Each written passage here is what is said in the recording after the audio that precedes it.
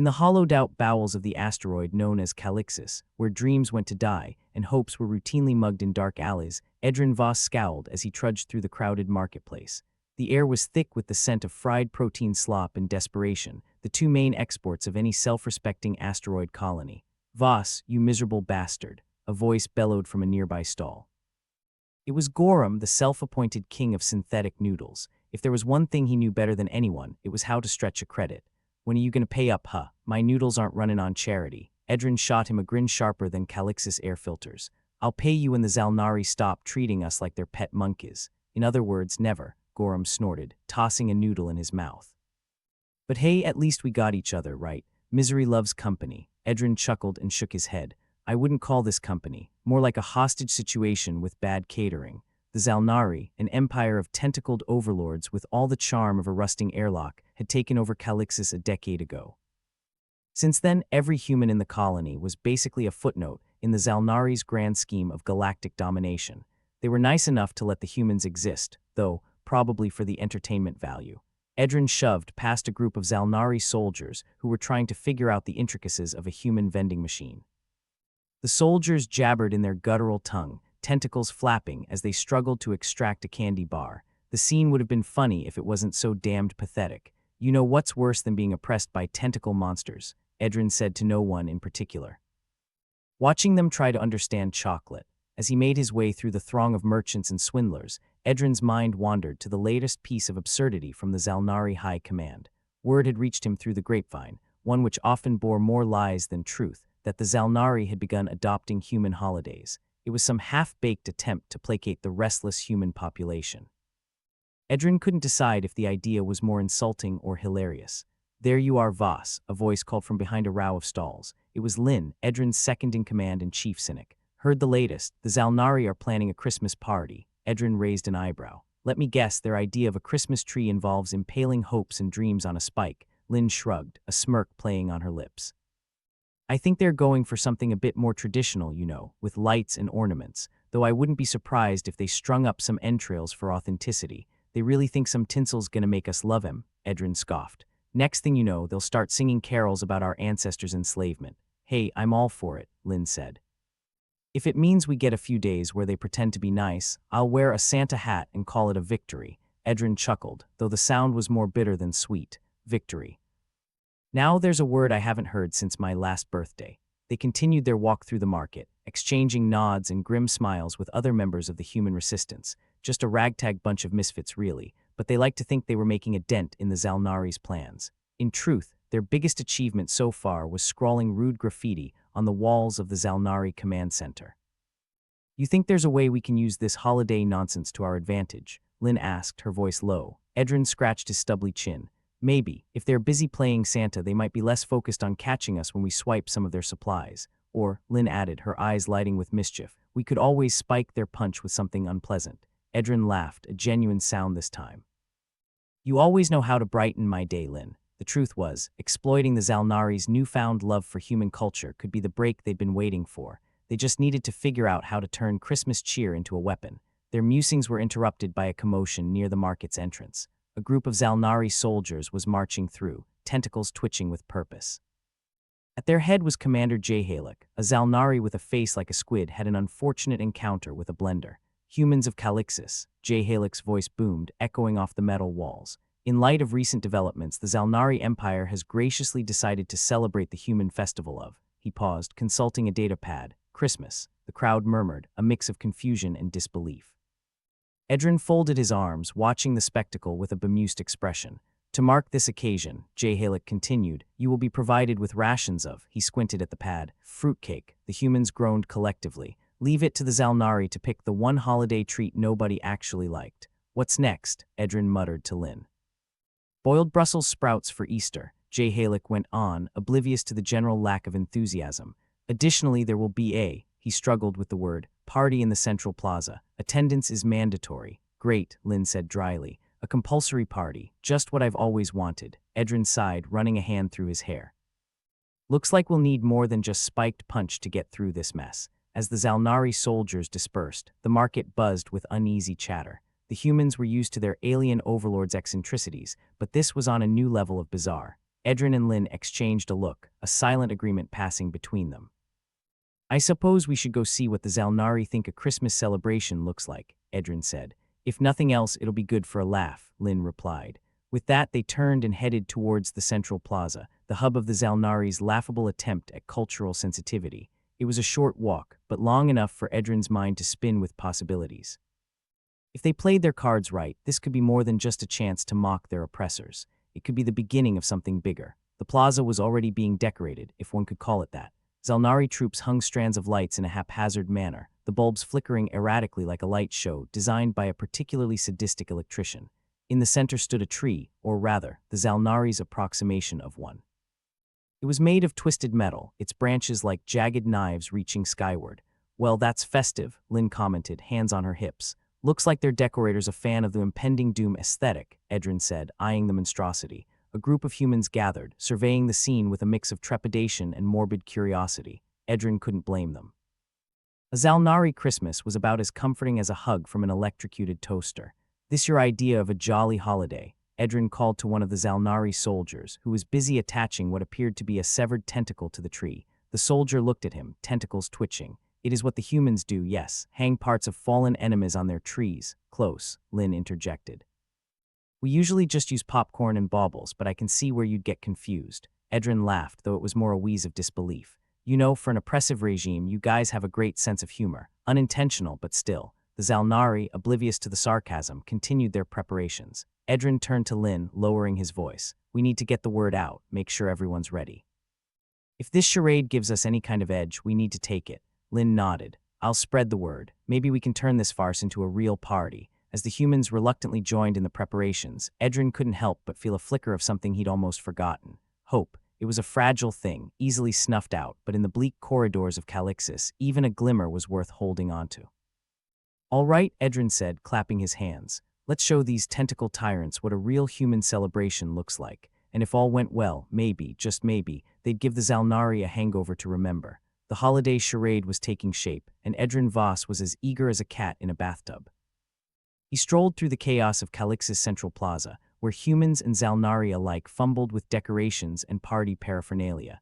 It was like watching a three-legged race where nobody knew which way was forward. Voss, that was Stara Lin, their resident engineer and aficionado of things that beep and explode. She was elbow-deep in a mess of wires, trying to rig a sound system out of what looked like a toaster and a few unsavory pieces of tech. Think this thing'll last long enough to blast jingle bells for our tentacled overlords, Edrin smirked. With your talents, it'll probably serenade them with the sweet symphony of static and despair. Lin pulled a face. Despair's a given around here. I'm just hoping the Zalnari don't realize we're using Christmas carols for psychological warfare. Please, Edrin scoffed. Those squids can't even tell a Christmas tree from a death trap. We've got this. The plan was simple, at least in theory. Edrin and his band of merry misfits were going to make the Zalnari's newfound obsession with human holidays their undoing. If the aliens wanted Christmas, they'd get it, complete with all the chaotic cheer and passive-aggressive holiday spirit humanity could muster. Ven's got some ideas on logistics, Lin said, pointing her chin toward a huddle of humans. There was Terk Ven, their strategist with the brains of a fox and the morals of a starving hyena. Ven was in the middle of a heated discussion with a group of resistance members, scribbling on a makeshift map of the plaza. He looked up as Edrin approached. Voss, how's the festive spirit? About as merry as a hangover, Edrin replied. We ready to spin this holiday into a noose? Ven grinned, a flash of white teeth that was more shark than human. We're working on it. The plan's to distract the Zalnari with enough human traditions that they won't see us slipping through their tentacles. Sounds like you're banking on them being dumber than a bag of space rocks, Edrin said, casting a doubtful glance at the map. Well, they did hire us locals to run this show, Ven said with a wink. Guess that tells you everything you need to know about their strategic acumen. Edrin chuckled, though it was laced with the kind of cynicism that had become second nature. All right, give me the rundown. Ven pointed to various spots on the map. We use the Christmas party as a cover to access restricted areas. While they're busy pretending to enjoy human revelry, we'll slip in and hit a few key supply depots. Simple enough, Edrin said. Where's the catch? The catch, Ven replied, is making sure the Zalnari don't catch on. They're as clueless as a blindfolded mole, but we can't underestimate their knack for ruining our fun. Never thought I'd be saying this, but let's hope their grasp of human culture stays as shaky as their taste in holiday cuisine. Lin, having abandoned her sound system for the moment, joined them. I've got a few enhancements to liven up their party, courtesy of some repurposed tech. Think they'll appreciate a light show with a little extra bang. As long as the bang doesn't end with us splattered all over the plaza, I'm game, Edrin said. Oh, don't worry. If it backfires, we'll just blame it on their shoddy wiring. Lynn's grin was almost as sharp as her tools. The plaza was gradually transforming into a warped parody of holiday cheer. Faux snow, really just shredded insulation foam, drifted through the air, mixing with the usual asteroid dust. The Zalnari soldiers were busy draping garlands of tangled LED lights around the plaza's perimeter, several of them getting accidentally zapped in the process. This is either going to be a stroke of genius or a complete disaster, Edrin mused. Either way, it'll be one hell of a show, Ven said, clapping him on the shoulder. Let's get to it. The preparations continued with a frenetic energy. Humans were busy baking what passed for festive treats, their faces etched with the resolve of people who'd long since resigned themselves to the absurdity of life under alien rule. Zalnari, meanwhile, tried their best to mimic human customs, resulting in a bizarre mockery of holiday tradition. Edrin took a moment to appreciate the spectacle. Here they were, humans and Zalnari, united by nothing more than mutual confusion. If that wasn't a testament to the resilience of the human spirit, he didn't know what was. Hey, Voss, called a voice from near the tree. It was Gorham, the Noodle King, waving a ladle like it was a scepter. You think the Zalnari'll appreciate my special holiday raiment? Edrin laughed. If they don't, maybe they'll choke on it. There'd be a gift to remember. As the day wore on, Edrin and his crew finalized their plans, each detail scrutinized and double-checked. The goal was to make sure the Zalnari were so caught up in their holiday charade that they wouldn't notice a few key supplies going missing. They'd make it look like a miracle, or at least a minor oversight on the Zalnari's part. By evening, the plaza was ready, or as ready as it was going to get. The tree, a ghastly amalgamation of metal and mismatched decorations, stood proudly in the center. If you squinted, it almost looked like something you'd find on Earth, assuming your vision was as myopic as the Zalnari's understanding of Christmas. The humans gathered, each wearing an expression that was part anticipation, part resignation. Edrin stood with Lynn and Ven, surveying their handiwork. Here's to the best damn holiday this rock's ever seen, he said, raising an imaginary glass. And to the Zalnari, Lynn added, may they never understand what the hell's happening. As darkness fell, the plaza lit up like a neon fever dream. The Zalnari soldiers were already mingling, their tentacles twitching in what might have been enthusiasm. Edrin took a deep breath, the crisp air tinged with the scent of artificial pine. All right, people, he said, his voice carrying over the crowd. Let's give these tentacled tyrants a night they won't forget. With that, the festivities began. The sound system crackled to life, belting out holiday tunes with all the fidelity of a tin can. The humans, ever the actors, feigned joy and cheer, all the while keeping one eye on their Zalnari guests and the other on their objectives. The night's success depended on distraction, and Edrin, Lynn, and Ven were counting on the Zalnari's earnestness to be their downfall. Look at them, Lynn said, nodding toward a group of Zalnari attempting to play a game of pin the tail on the reindeer. They've got all the dexterity of a drunken octopus. Edrin chuckled, though his mind was already on the next phase. Let's hope they stay that way long enough for us to make our move. Ven glanced at his watch. Time to kick things off. Lynn, is your surprise ready? Ready and waiting, Lynn replied, her grin as sharp as a plasma cutter. Just give the word. Edrin nodded, his gaze sweeping over the plaza. The Zalnari were engrossed in their attempts to understand human entertainment, their guards lowered by the novelty of the situation. Let's do it, Edrin said. Lynn slipped away, making her way to the sound system. A moment later, the speakers blasted to life with a cacophony of noise and light, a jarring mix of music and pyrotechnics that sent the Zalnari reeling. It was the signal they needed. As the Zalnari scrambled to understand what was happening, Edrin and his team moved with practiced efficiency. They slipped through the chaos, heading for the supply depots with the stealth of seasoned thieves. Voss, Ven whispered as they rounded a corner, this is going better than I expected. Don't jinx it, Edrin replied, though he couldn't keep the grin from his face. Let's just get this done. The depots weren't heavily guarded. After all, the Zalnari were busy playing holiday hosts. It was almost too easy, and Edrin found himself questioning their luck. But this was Calixis, where luck was as rare as a Zalnari with a sense of rhythm. They worked quickly, loading what supplies they could carry onto makeshift sleds. Food, medical supplies, even a few crates of tech, anything that could help the Resistance survive another day under the Zalnari's rule. As they moved, Edrin couldn't help but feel a flicker of satisfaction. This was their chance to turn the tables, to show the Zalnari that humans weren't just a source of entertainment.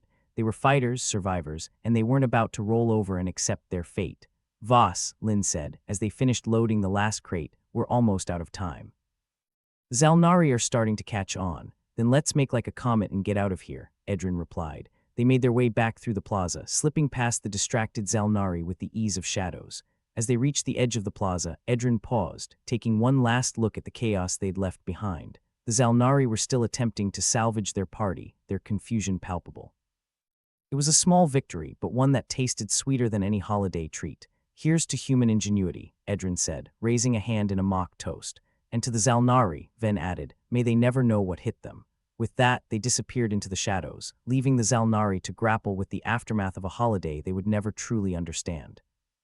As far as Edrin was concerned, it was the best Christmas he'd ever had. Trick or treat, muttered Edrin Voss, eyeing the chaos unfolding in Calix's central plaza. If the Zalnari were confused by Christmas, their efforts to grasp Halloween had escalated from mildly entertaining to utterly catastrophic. No one had told the Zalnari that the tricks weren't supposed to be actual acts of sabotage. Terk Ven leaned against a crate, watching a pair of Zalnari soldiers attempt to carve a pumpkin. Except it wasn't a pumpkin. It was a live plasma grenade. You think they'll figure out the difference before we all get turned into cosmic confetti, Edrin snorted. With their track record, I'd say we've got a 50-50 chance. Either we get a free fireworks display, or they become the galaxy's first sentient stew. Lynn wandered over, wiping grease off her hands with a rag that must have been through more wars than any of them.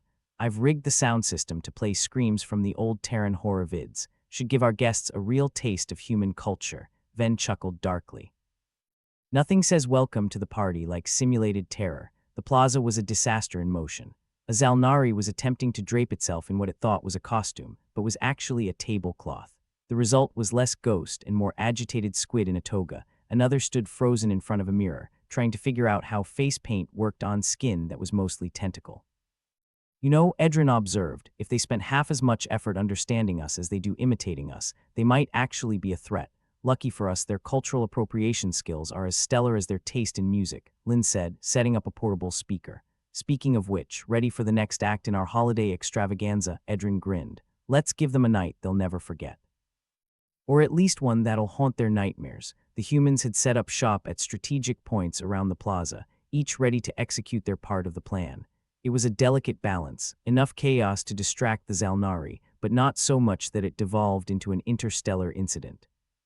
A group of Zalnari was gathered around a holographic display, trying to decipher the rules of trick or treat. Edrin sauntered over, feigning interest. Ah, the fine art of extortion dressed up as a cultural exchange. You lot getting the hang of it, one of the Zalnari, a towering mass of tentacles and misplaced confidence, wobbled a greeting. We have acquired many treats. Very many sweet balls. Edrin resisted the urge to laugh. The Zalnari idea of sweets was about as appealing as licking a battery. Right, just remember, if you don't cough up the sweet balls, you get a trick. The Zalnari paused, its tentacles twitching in what might have been confusion, or indigestion. Tricks. Unpleasant, yes, oh the worst, Edrin assured him, keeping his face solemn. Last year, someone's air filters got filled with toothpaste. Minty fresh, but not so useful. The Zalnari nodded gravely, clearly deciding that giving away their dubious candy stash was the safer bet. Meanwhile, Lynn's contribution was about to hit center stage. The speakers crackled, and suddenly, the plaza was filled with screams and eerie noises that would have made any horror director proud. Zalnari reacted with predictable grace, by shrieking in alarm and flailing around like sentient spaghetti. Ven watched with satisfaction as the Zalnari's attempt at calm disintegrated faster than their understanding of modern fashion. Well, that's one way to bring down the house, or at least bring down their self-esteem, Edrin replied, watching as a particularly startled Zalnari collided with a string of flickering lights. Lynn returned looking entirely too pleased with herself. Think they'll buy it if we tell them it's all part of the tradition. If not, we'll just tell them it's a human rite of passage. They'll believe anything if you say it's part of our mystical customs, Ven said, rolling his eyes. As the plaza descended further into disorder, Edrin kept a close eye on the supply depots. The Zalnari's internal paranoia was the key to their plan. With any luck, the chaos would keep them too distracted to notice the humans' true intentions. Gorum, the Noodle King, sidled up, offering bowls of his signature dish. Ramen, perfect for calming the nerves, or so I tell the Zalnari, comfort food for the tentacled soul. Edrin chuckled, accepting a bowl. You're a saint, Gorum, more like a businessman, Gorum replied, eyes gleaming with the knowledge that his noodles were the closest thing to edible in this side of the galaxy. Ven tapped his comlink, signaling the next phase. Time to capitalize on this beautiful disaster. Everyone knows their roles. Lin nodded, hefting a bag of gadgets that looked suspiciously like they could double as explosive devices. Oh, you mean the part where we exploit their confusion to grab as much as we can carry? Yeah, got it, good. Remember, subtlety is for those with the luxury of a backup plan, Ven said.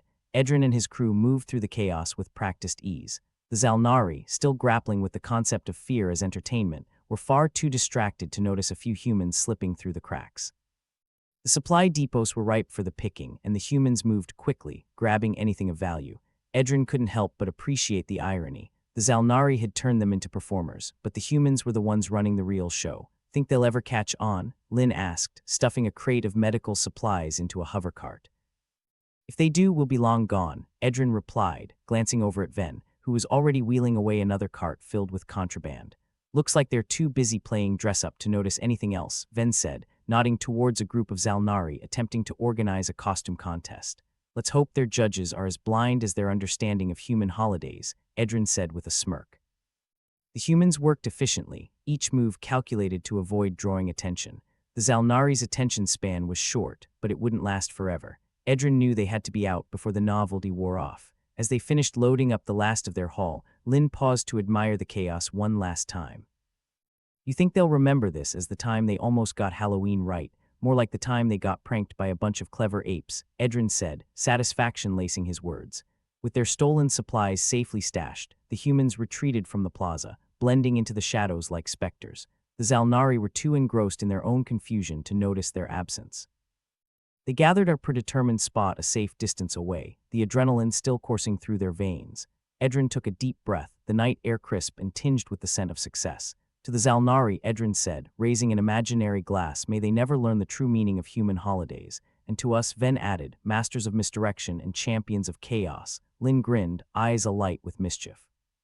Here's to the next holiday. Let's see how much damage we can do then. The humans shared a laugh, the sound echoing through the night. They were outnumbered, outgunned, and living under the rule of tentacled overlords. But as long as they could keep the Zalnari guessing, they had a fighting chance. As they dispersed into the night, Edrin felt a flicker of hope.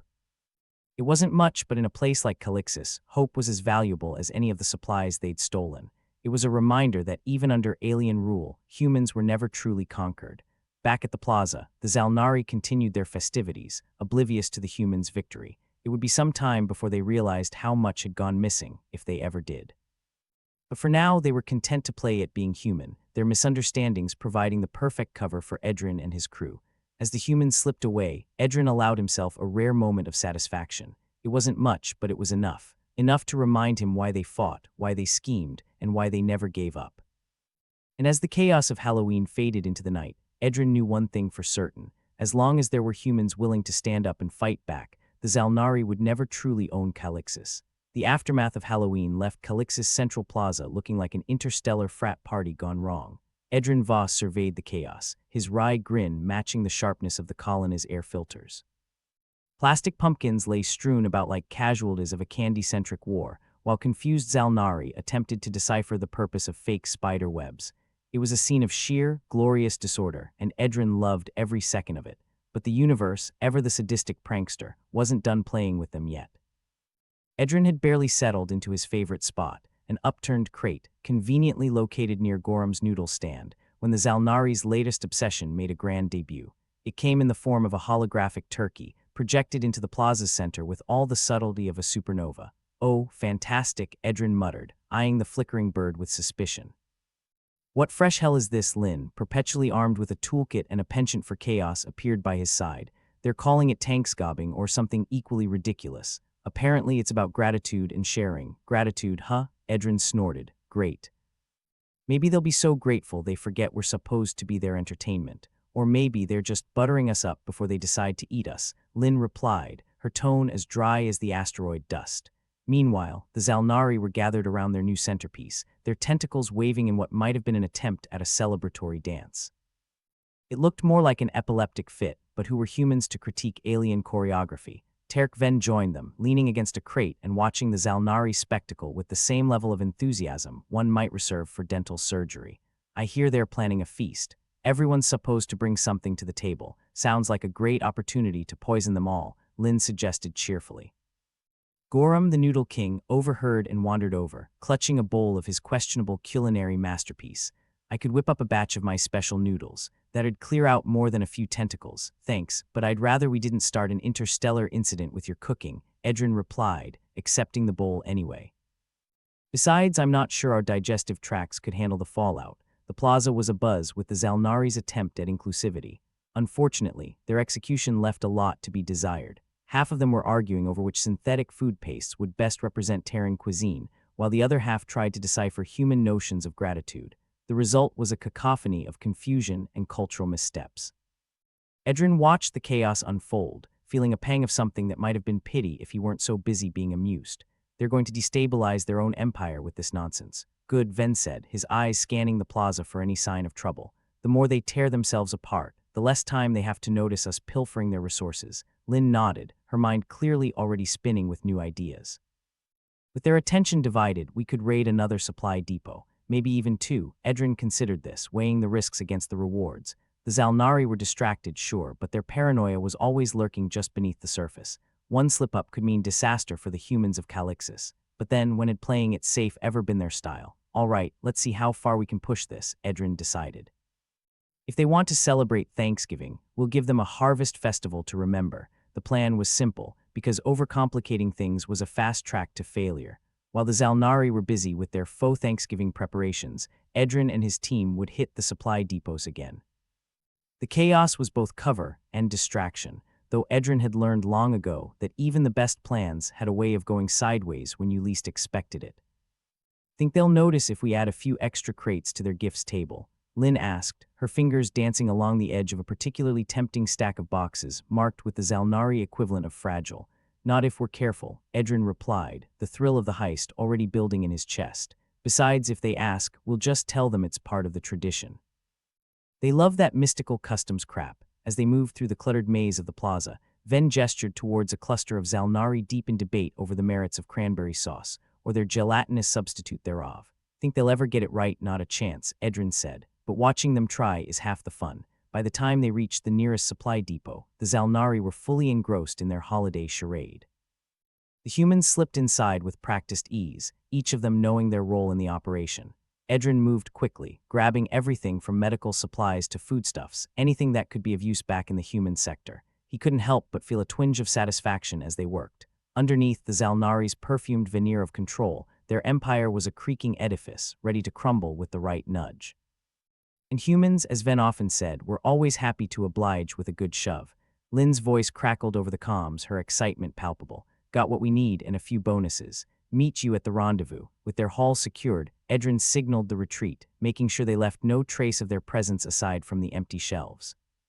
The Zalnari might be slow on the uptake, but eventually they'd notice the missing supplies. They always did. Back in the plaza, the Zalnari show was in full swing. They'd even brought out a makeshift stage, where what appeared to be an alien rendition of the first Thanksgiving was being reenacted with all the historical accuracy of a child's finger painting. Think they'll invite us to join them? Ven asked, eyeing the spectacle with something approaching fascination. Only if they want us to die of laughter, Edrin replied. Lynn rejoined them, her bag noticeably heavier. Got a few extra toys for later. Figured we could use them to liven up their next cultural experiment. As they slipped back into the shadows, Edrin couldn't help but glance back at the Zalnari, still blissfully unaware of the chaos lurking beneath their feet. For all their bluster and bravado, they were as clueless as children playing dress-up, and that, more than anything else, was what kept the humans going. Here's to Thanksgiving, Edrin toasted quietly, raising his imaginary glass once more. May it always be this ridiculous. The humans laughed softly, their voices blending into the night air as they moved away from the plaza. Edrin felt a familiar warmth spread through him, a mixture of camaraderie, defiance, and the ever-present thrill of surviving against the odds. As they made their way back to the human sector, Edrin allowed himself a moment to savor their small victory. The Zalnari might have thought they were the ones running the show, but as long as the humans could keep them guessing, the balance of power was anything but static. The night wore on, and the Zalnari continued their festivities, blissfully ignorant of the human triumph hidden in plain sight. For now, at least, the humans of Calixis had won another round in their ongoing game of survival, and with each day that passed, the cracks in the Zalnari's empire grew a little wider. As they settled in for the night, Edrin felt a rare sense of peace settle over him. It wouldn't last, nothing ever did, but for now, it was enough. enough to remind him of the power in small victories and the strength in standing together. Next holiday's Christmas, Ven said with a grin, already planning their next move. Let's see how much chaos we can cause with that one, Edrin replied, his eyes gleaming with anticipation. They shared a final laugh, the sound echoing through the night as they disappeared into the shadows. And as the stars watched over Calixis, Edrin knew one thing for sure. As long as there were humans willing to fight back, the Zalnari would never truly own them. The universe, as always, would have to find its amusement elsewhere. The Zalnari, bless their multi-tentacled hearts, weren't done meddling with human holidays. As if tanks gobbing wasn't enough of a disaster, they'd moved on to Christmas. Which, given their track record with cultural appropriation, was about as comforting as handing a toddler a plasma grenade. Edrin stood in Calixis Central Plaza, now transformed into a winter wonderland, if winter wonderlands were lit with flickering neon and smelled faintly of wet socks. Holographic snowflakes drifted down, glitching every few seconds like they were having a midlife crisis, while a mechanical Santa Claus, more Terminator than Jolly St. Nick, boomed out Merry Christmas at irregular intervals. Gotta hand it to them, Edrin mused aloud. They've managed to take the joy out of Christmas without even trying. Stara Lynn, who had been eyeballing a suspiciously ticking present, snorted. They're a real gift, aren't they? If by gift you mean a bacterial infection. Gorham ambled over from his noodle stand, which had been festooned with tinsel that might have once been silver. I'd almost prefer they just attacked us outright. At least then there'd be some dignity. Apparently dignity's not on the menu, Edrin replied. But whatever is, it probably includes explosives. The Zalnari had thrown themselves into their latest obsession with the enthusiasm of a puppy chasing a laser pointer. Unfortunately, their understanding of generosity and peace was as warped as a Zalnari's idea of a well-balanced meal. They'd erected a giant tree, by which they meant a towering monstrosity that looked like it had been cobbled together by a committee of blind architects. Each branch was adorned with blinking lights that screamed rather than twinkled, sending the plaza into a kaleidoscope of chaos. Think they'll notice if I replace that star with a plasma grenade? Lynn asked hopefully, her eyes gleaming with mischief. Better not. They're on edge as it is, Edrin said, nodding towards the cluster of Zalnari soldiers patrolling with all the subtlety of a brick through a window. Looks like they've upped security, probably because of your little holiday fireworks last week. Hey, those were for educational purposes, Lynn protested, feigning innocence. You know, to teach them about human ingenuity, right? Edrin said, rolling his eyes. And here I thought it was just because you like things that go boom. The truth was, things were getting tense. The Zalnari leadership, having realized that their attempts to assimilate human traditions were teetering on the brink of collapse, had taken to cracking down hard. Rumors rippled through the human sector like a bad case of food poisoning, disappearances, sudden curfews, and whispers of public re-education sessions. Got any bright ideas, fearless leader? Terk Ven asked, materializing out of the crowd like a bad smell. Working on it, Edrin replied, trying to sound more confident than he felt. The Zalnari were unpredictable at the best of times, and now they were desperate, a combination that usually ended with someone getting vaporized. Just make sure it doesn't involve Gorham's noodles, Ven said. Or anything else that could kill us faster than the Zalnari could. The plaza was a mess of conflicting intentions and half-baked attempts at goodwill. Nearby, a Zalnari in ceremonial robes was leading a group in a garbled rendition of a Christmas carol, something about decking the halls with globs of jelly. The humans, to their credit, were doing their best to keep straight faces, though a snicker or two always slipped through. Edrin sighed, glancing around at his ragtag collection of misfits and miscreants. Each of them wore the same expression of grim determination tinged with a hefty dose of gallows humor. If they were going to survive this farce, they'd need a plan and fast. All right, listen up, he said, drawing them closer. We need a distraction. Something big enough to keep the Zalnari occupied while we regroup. Lynn perked up at the word distraction, her mind already racing ahead. How about we stage our own Christmas miracle? I could rig the sound system to play nothing but Mariah Carey's Christmas album on repeat. That's more of a war crime than a distraction, Ven pointed out, though he couldn't quite suppress a grin. Maybe. But it might just drive them crazy enough to give us some breathing room, Edrin agreed. Besides, it's not like we're swimming in options. Gorham looked thoughtful. What about the holographic turkey? We could tweak it to explode mid-feast. A little holiday surprise. Not a bad idea, Edrin said, nodding slowly. But let's make sure we're nowhere near it when it goes off. I'd rather not end up as alien hors d'oeuvres. With a plan, or something resembling one, in mind, they dispersed, each heading off to prepare for their respective roles in the impending chaos. Edrin stayed behind a moment longer, watching as the Zalnari continued their clumsy attempts at merriment. As the Ayers ticked by, the tension in the air grew thicker.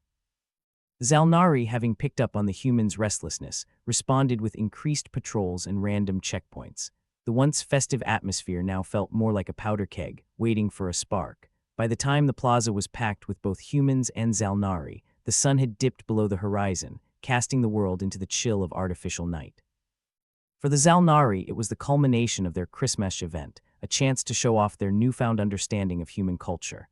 For the humans, it was a chance to test just how far they could push before things went spectacularly wrong. Everything set, Edrin asked Lynn as they reconvened near the stage. Ready to rock their world, Lynn confirmed, a wicked gleam in her eye.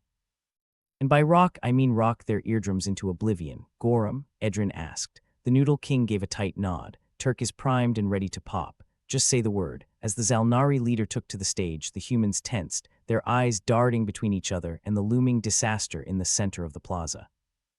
Edrin felt his pulse quicken, the familiar rush of adrenaline that always came before a good heist or a terrible idea. Tonight we gather in celebration of your most cherished traditions, the Zalnari leader announced, their voice an unsettling mix of pride and confusion. Let us embrace the spirit of Christmas with open tentacles. Now, Edrin hissed, his voice barely audible over the din. Lynn hit the switch and the sound system blared to life. The first strains of Mariah Carey's dulcet tones echoing through the plaza. For a moment, there was stunned silence as both human and Zalnari alike processed the sudden onslaught of holiday cheer. Then the holographic turkey exploded. The blast was spectacular, sending a shower of sparks and debris across the plaza. Screams erupted as the Zalnari scrambled for cover, their carefully orchestrated celebration descending into chaos. Edrin watched with grim satisfaction as the Zalnari's facade of control crumbled before his eyes, but satisfaction was short-lived. The Zalnari, their patience finally exhausted, reacted with brutal efficiency. Soldiers moved in, their weapons raised, and the humans found themselves thrust into a nightmare of barking orders and panicked confusion. Fall back, Edrin shouted, his voice barely carrying over the pandemonium. Get to the rendezvous. The humans surged towards the exits, their practiced escape plan unraveling under the weight of the Zalnari's fury. Edrin shouldered through the crowd, his senses on high alert as he searched for his team. Lynn appeared at his side, breathless but unbroken. Well, that escalated quickly. Could have gone worse, Edrin pointed out, though he was acutely aware of the soldiers closing in. We're not dead yet. Inspiring as always, Lynn replied, a grim smile on her lips. They reached the edge of the plaza, only to find their path blocked by a wall of Zalnari soldiers.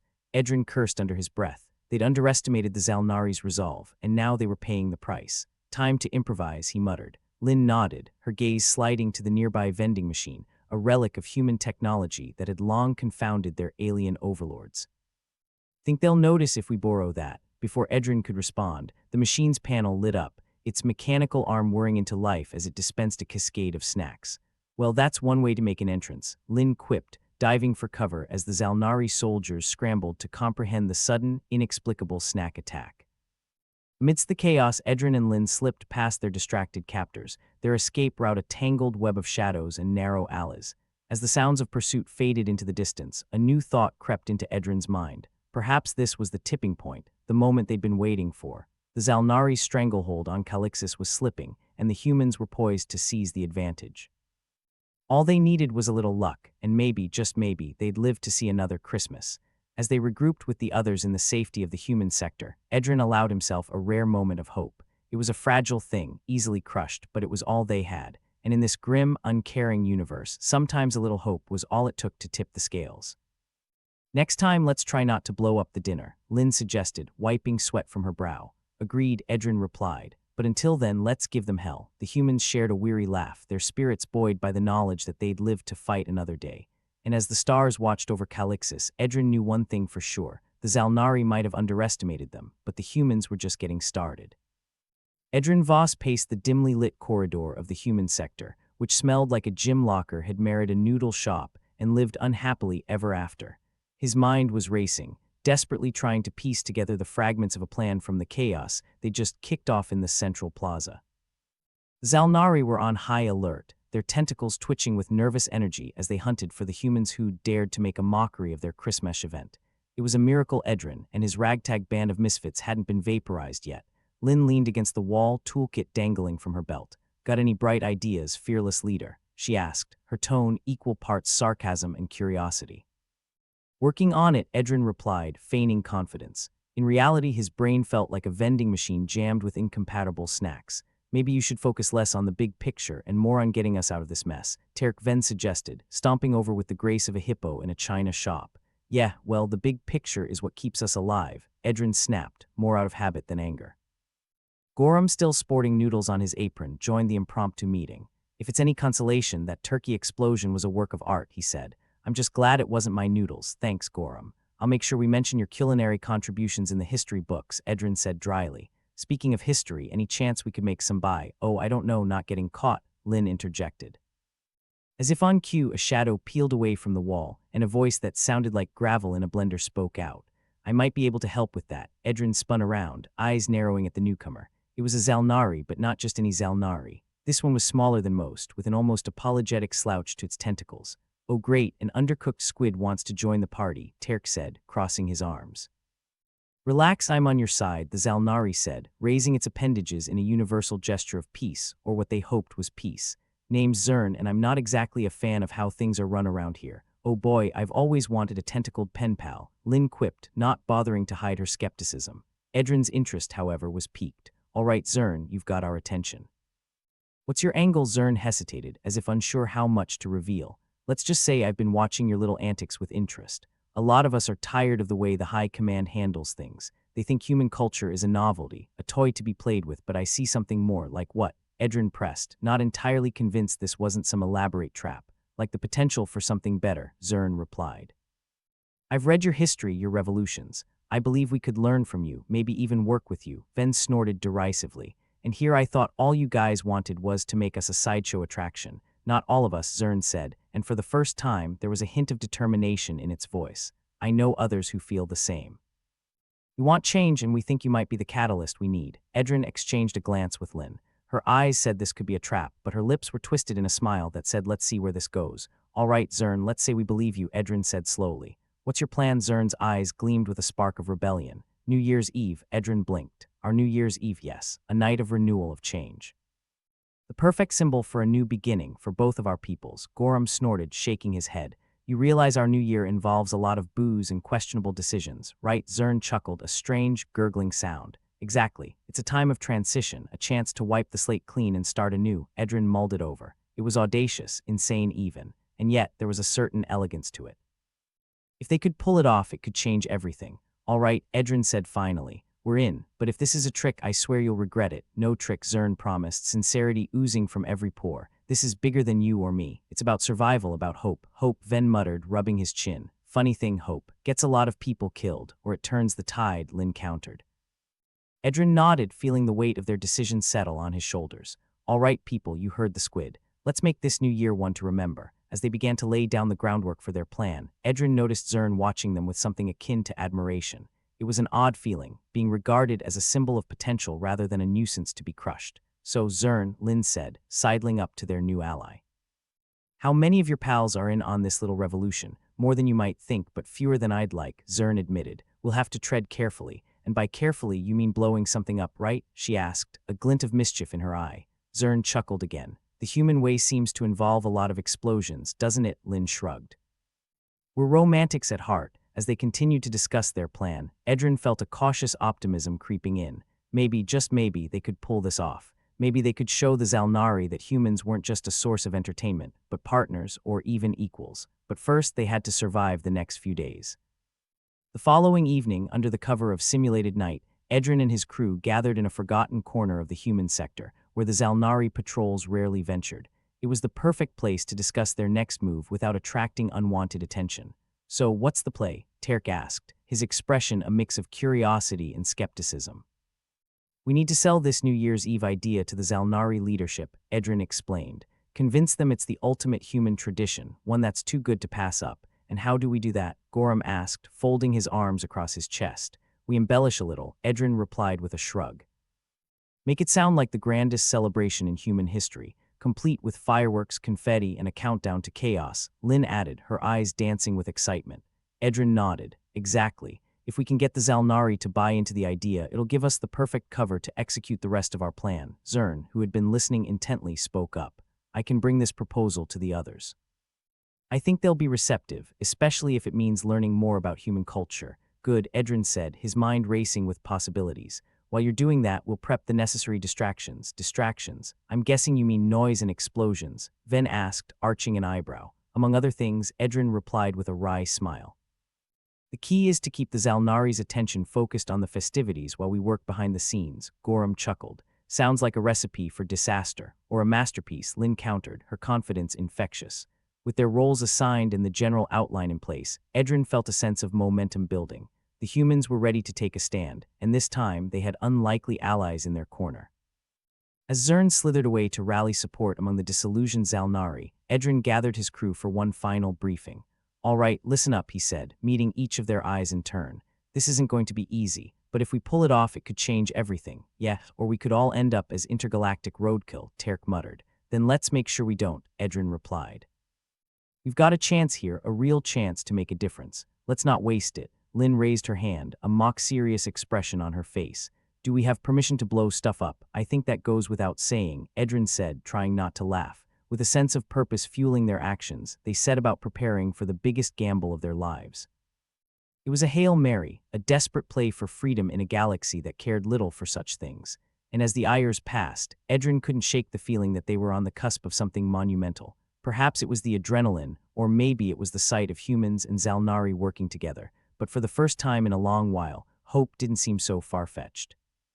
They worked tirelessly, fine-tuning their plan until it was as close to foolproof as they could manage.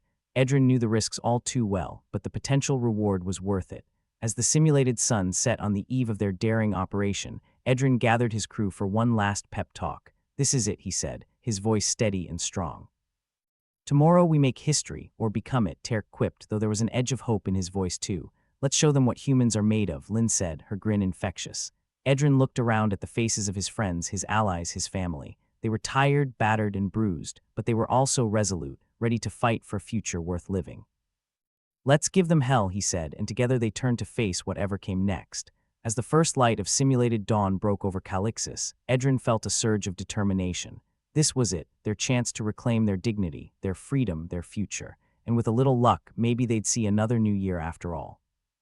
Edrin stood at the edge of the human sector corridor, watching as the holographic snowflakes continued to glitch overhead. Each flicker was a reminder of the Zalnari's ineptitude, a constant interruption to their supposed mastery over the colony. But today, those glitches felt almost poetic. The Zalnari had co-opted human culture, but it was time for a lesson in real human traditions.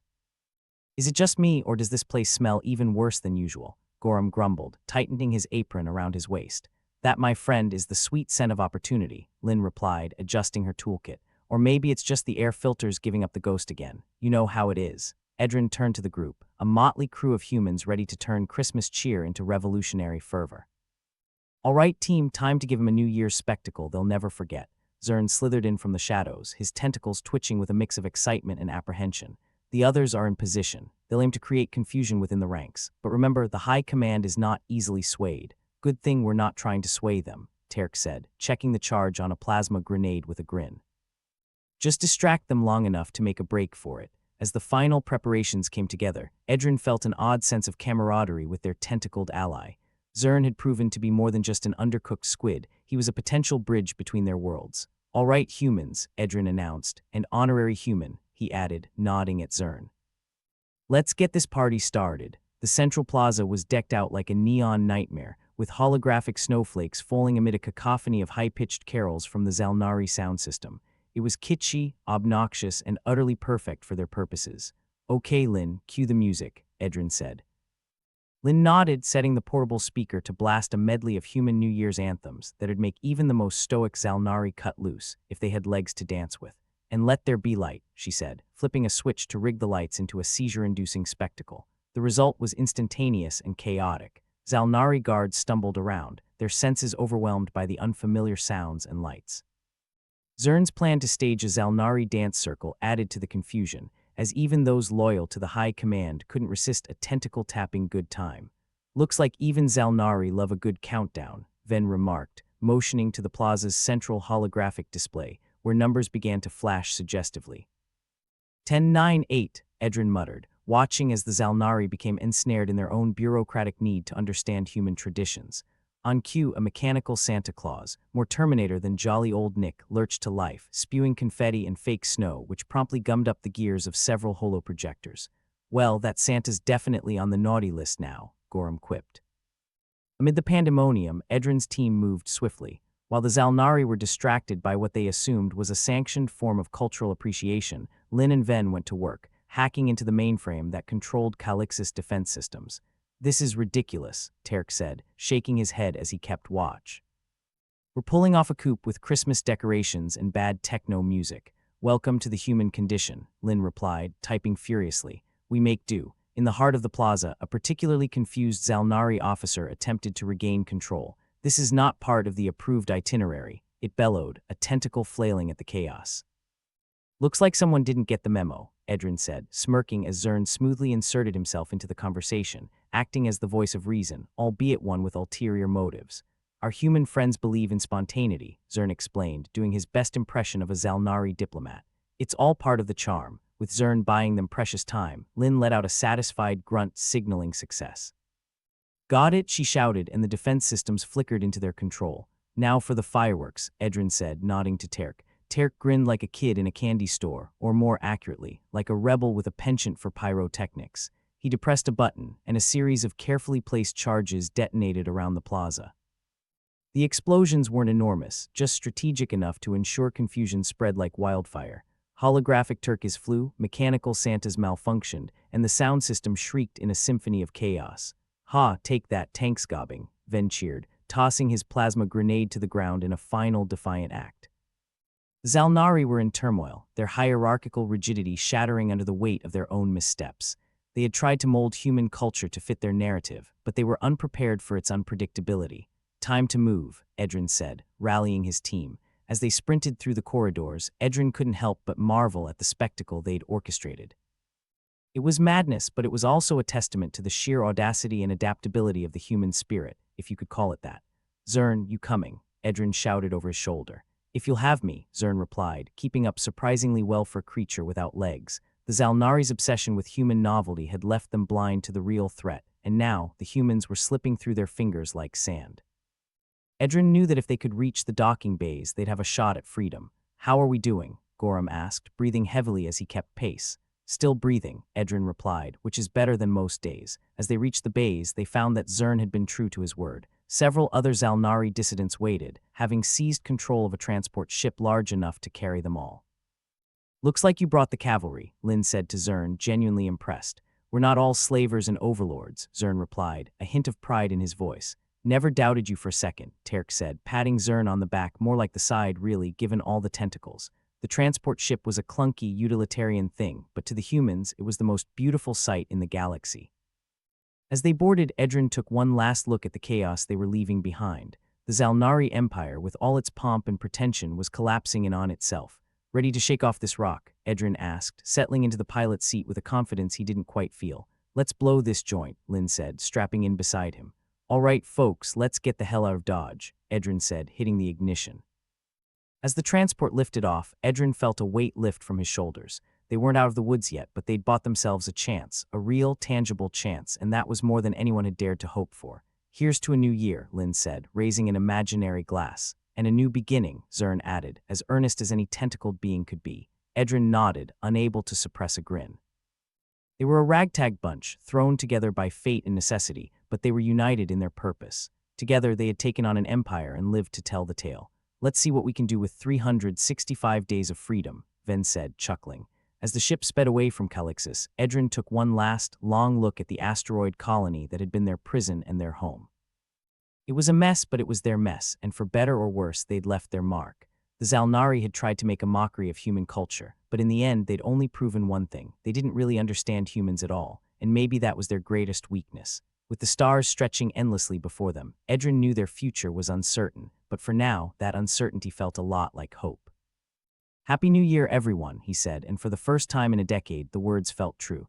The transport ship, a clunky, utilitarian beast, shuddered as it broke free from the gravitational clutches of Calixis. Edrin wrestled with the controls like they owed him money, but the rattling death trap held together. Barely. It had been their ticket out, a rust bucket with a heart of steel, or at least recycled titanium. Everyone aboard was crammed into whatever space they could find. Gorham had managed to wedge himself into a corner, apron still tied around his waist, looking like a disgruntled chef who'd been told his soufflé was collapsing. "So, Edrin," Gorham called over the general din, "what's the plan when we run out of fuel 5 light-years from nowhere?" "Simple," Edrin replied, grinning like a lunatic. "We'll invent faster-than-light sarcasm. Bet we could power a whole fleet with what comes out ta your mouth." The rest of the crew shared a laugh, the kind that was equal parts relief and doubt. They'd escaped Calixis, yes, but now they faced the real challenge, turning this ragtag group of humans and Zalnari into something resembling a functioning society. Starlin, who'd been keeping an eye on the monitors, chimed in.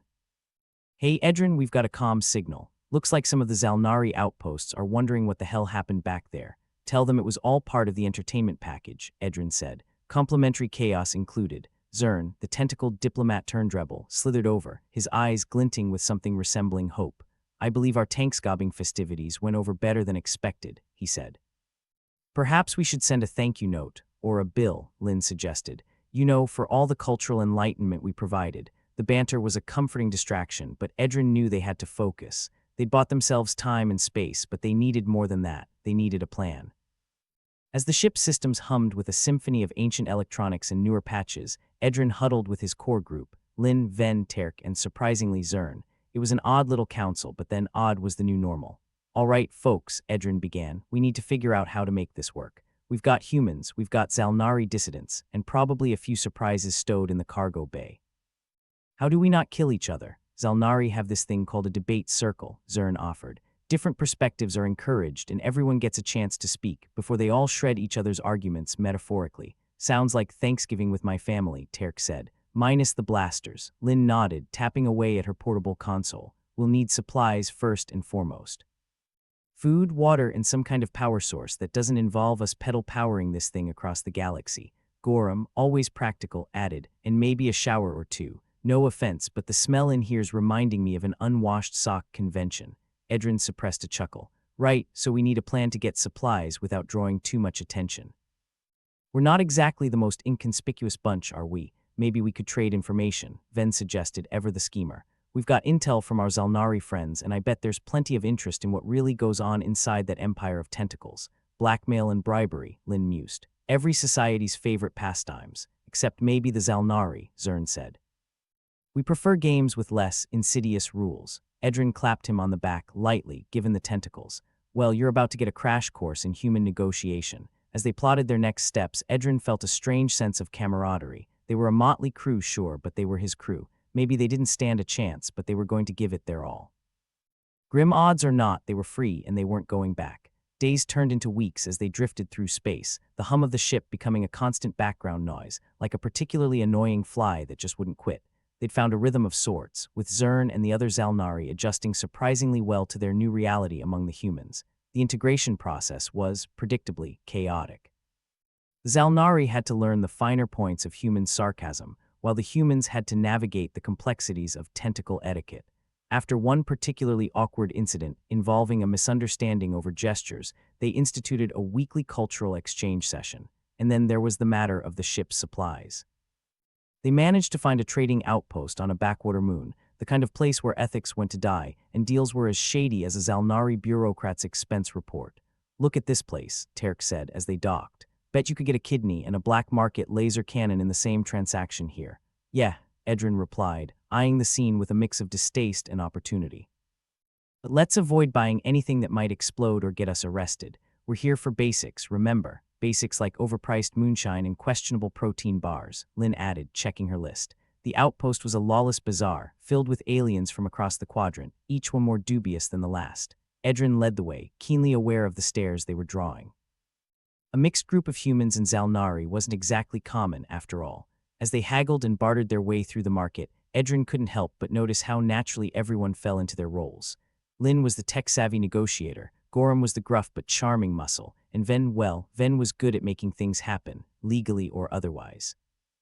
Zern, meanwhile, was proving to be an excellent diplomat, turning potential hostilities into cordial exchanges with a few well-placed compliments and a tentacle shake. "I'm starting to like this whole not being shot on sight thing," Zern remarked as they secured a deal for a crate of dehydrated vegetables. "Don't get too comfortable," Edrin warned. "There's a reason this place isn't on any star maps. It's not exactly a safe haven. They returned to the ship with their haul, a mix of necessities and oddities that would keep them going for the foreseeable future. The crew celebrated with a makeshift feast, and for a moment it felt like they were building something real. "We might just pull this off," Lynn said, raising a cup of dubious moonshine. "To new beginnings, to not dying in space," Gorham added, ever the optimist. "To surviving another day," Zern offered, his voice a mix of hope and resolve. As they toasted, Edrin looked around at his ragtag family, a mix of humans and aliens united by circumstance and necessity. Maybe they didn't have it all figured out, but they were trying, and that in its own messy way was a victory. As the weeks turned to months, the crew settled into a routine. They navigated the uncharted territories of being a mixed-species community, with all its quirks and challenges. It was an ongoing experiment in tolerance and understanding, with the occasional Zalnari tentacle slap to keep things interesting. The cultural exchange sessions became a highlight, featuring everything from tentacle painting to human karaoke, though the latter was eventually banned after one too many off-key renditions of Sweet Home Alabama. Who knew diplomacy involved so much singing? Terk mused after one particularly raucous session. "You humans and your noises," Zern replied, though his tone was more amused than annoyed. "At least it's never boring." Edrin spent his days coordinating with Lin and Ven, trying to secure more stable alliances and trade routes. They were building something new slowly but surely. It was a far cry from the chaos of their escape, but it was progress. One day, as Edrin sat in what they'd affectionately dubbed the command center, a cramped room with a mess of wires and consoles, Zern entered, his expression thoughtful. "Edrin, I've been thinking," Zern began, his tentacles fidgeting like he was nervous, "about what we're doing here, this experiment." Edrin raised an eyebrow. "You having second thoughts?" "No," Zern said quickly, the sincerity in his voice evident. "It's just that I didn't expect it to work. I didn't expect us to work." Edrin chuckled, leaning back in his chair. "Join the club. We're defying a lot of odds just existing, never mind thriving." Zern nodded, the corners of his eyes crinkling in what Edrin had come to recognize as a Zalnari smile. "Perhaps there's hope for us yet." "Perhaps," Edrin agreed, "but let's not get too ahead of ourselves. We've still got plenty of ways to screw this up, but maybe fewer ways than we used to," Zern countered, a hint of optimism in his voice. As the months rolled on, they found themselves cautiously optimistic. Their little community was growing, attracting others who were tired of the Zalnari's rigid rule or the humans' constant struggle. They were building something new, something that could endure. Edrin stood on the ship's bridge, staring out at the stars. They were no longer just dots in the void. They were destinations, possibilities. Each one represented a chance for something better, something more. Lin joined him, leaning against the console. "You thinking about the future again?" "Yeah," Edrin admitted. "Hard not to. We've got a chance here, Lin, a real chance." "You think we can make it work?" she asked, her voice tinged with the skepticism that had always been her defense mechanism. "I think we have to try," Edrin said. "We owe it to ourselves." To everyone who didn't make it, they stood in silence for a moment, the weight of their journey hanging between them. But it wasn't a burdensome silence. It was hopeful, filled with the promise of what could be. "To the future," Edrin said, raising an imaginary glass. "To not messing it up," Lin replied, doing the same. As they watched the stars, Edrin knew there were challenges ahead. But for the first time in a long time, he felt they were ready. They were free, they were alive, and they were together. And maybe, just maybe, that was enough.